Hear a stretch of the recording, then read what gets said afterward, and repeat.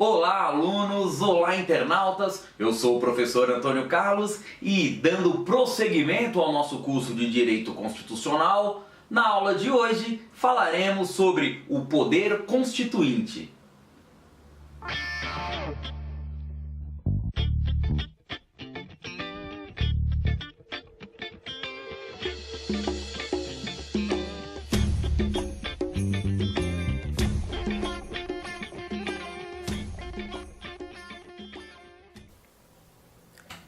Esta aula será dividida em duas videoaulas e ao final teremos visto os seguintes pontos. Na primeira parte, veremos o conceito, o que é o poder constituinte, a distinção entre poder constituinte e poder constituído, a origem do poder constituinte e as espécies do poder constituinte. Na segunda parte, a parte 2, veremos a titularidade, os agentes, os veículos e os limites do poder constituinte. O poder constituinte é o poder de elaborar uma nova Constituição, bem como o poder de reformar a Constituição vigente. A palavra poder aqui é entendida como a faculdade de impor, de fazer prevalecer a sua vontade em relação às outras pessoas.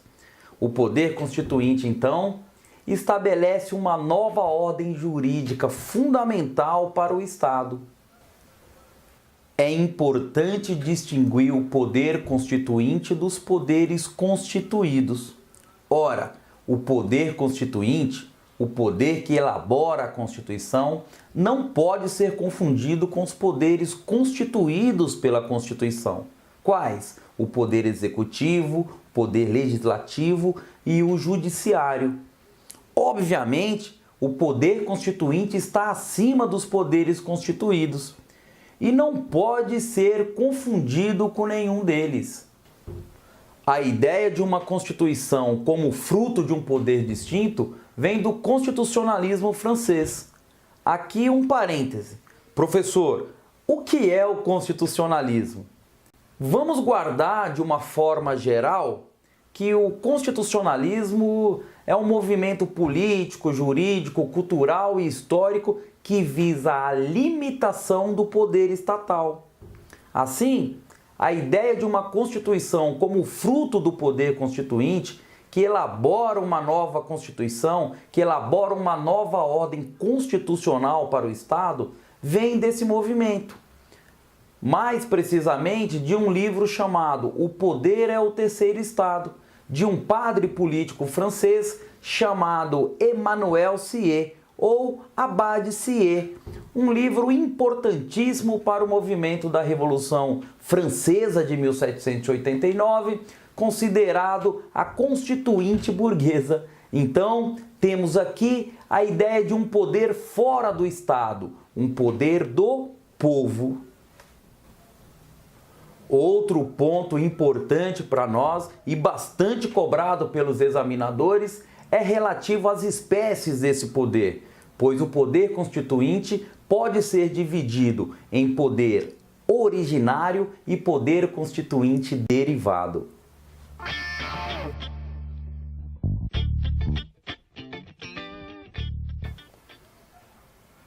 Como vimos, o poder constituinte originário, que também é chamado de poder de primeiro grau ou genuíno, é o poder que elabora uma nova Constituição, que elabora uma nova ordem fundamental em substituição da ordem anteriormente existente. Este poder é autônomo porque tem prerrogativas suficientes para determinar a estruturação da nova Constituição. Além de autônomo, precisamos guardar mais 3 características do poder constituinte originário. Os 3 Is. Ele é também inicial, ilimitado juridicamente e incondicional. Achou difícil guardar as características do poder constituinte originário? Deve ter pensado, ai que difícil. O que foi que eu disse? Ai. Pense na interjeição ai com mais intensidade. Aí, exatamente as características do poder constituinte originário. Então, AI, isto é, autônomo, inicial, ilimitado juridicamente e incondicionado. Vimos que ele é autônomo porque tem prerrogativa suficiente para determinar a estruturação da nova Constituição. E inicial porque dá início a uma nova ordem jurídica, rompendo com a ordem jurídica anterior.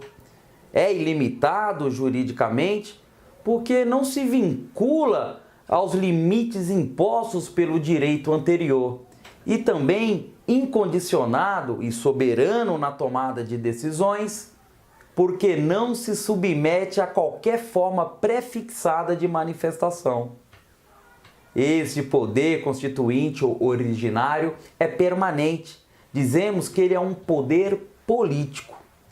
Mas além do poder constituinte originário, que vimos que é um poder de fato, temos o poder constituinte derivado, também chamado de poder de segundo grau, secundário, relativo ou ilimitado, que é um poder jurídico. Então vamos lá. Lembra das características do poder constituinte originário? Aí, vejamos o poder constituinte derivado.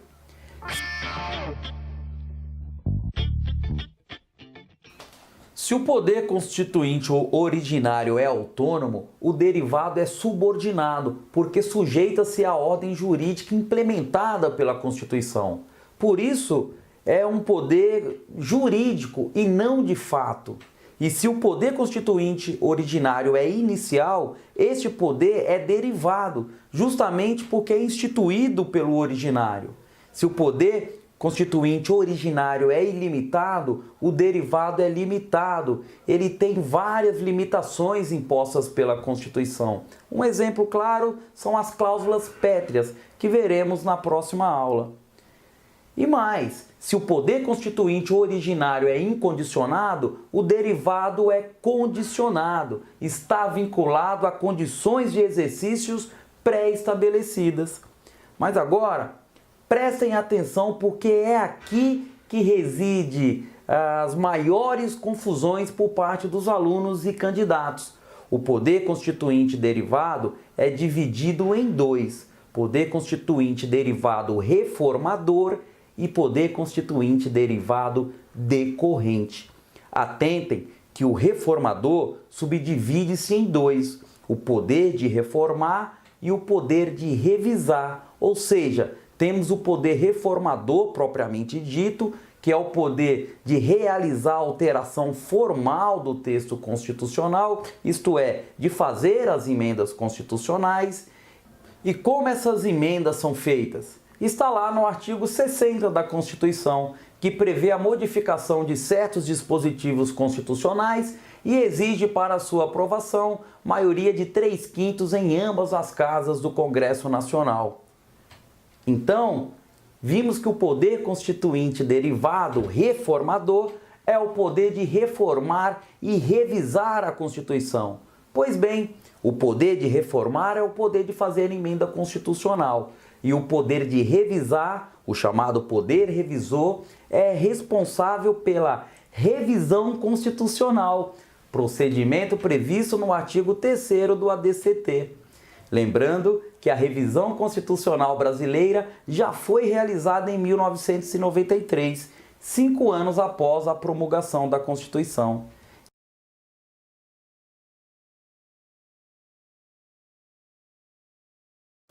Este foi o poder constituinte derivado reformador. Agora vamos falar do poder constituinte derivado decorrente.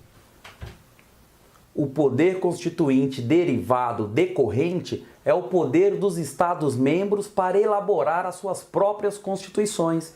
Está lá no artigo 25.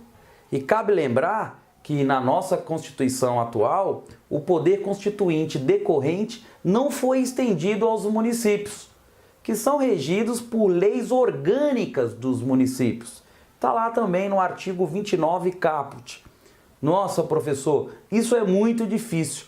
Calma, parece ser, mas não é. Veja agora organizado nos slides. O poder constituinte é dividido em dois: poder constituinte originário e poder constituinte derivado.